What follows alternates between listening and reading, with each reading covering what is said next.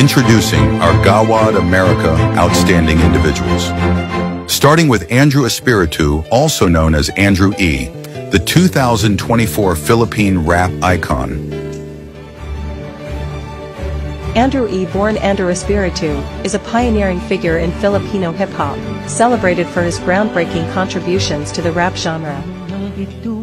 Freddie Aguilar, who won the 2024 Lifetime Achievement in Music.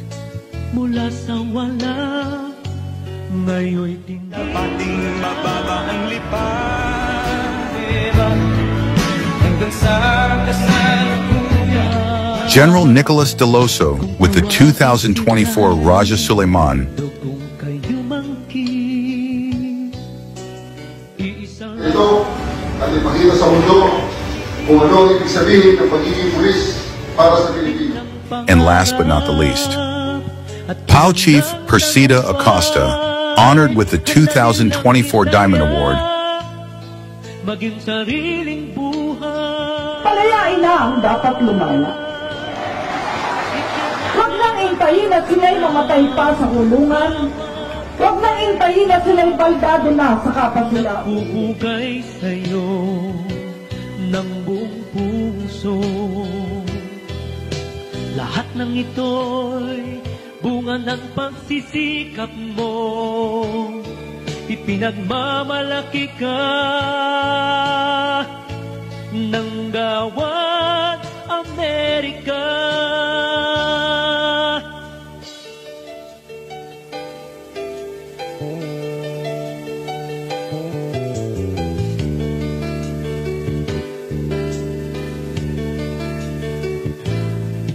Karapat dapat na ika'y ipagpunyis dahil yan sa iyong pagpupunyagi.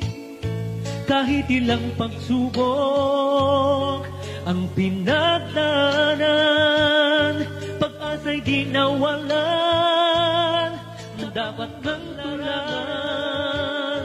Pelikula't musika, entablado't negosyo, kami saludo sa'yo.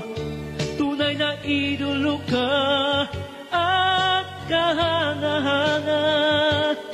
Mabuhay ka, sigaw ng Gawad Amerika. To our chairman of Gawad America Foundation, Mr. Charles Simbalan, to our very gracious daughter and to the master of ceremonies, to all of the members. Congratulations to all the awardees. May you continue to uphold excellence and inspire others. Ipinagmamalaki ka ng Gawad Amerika. Ipinagmamalaki ka ng Gawad Amerika.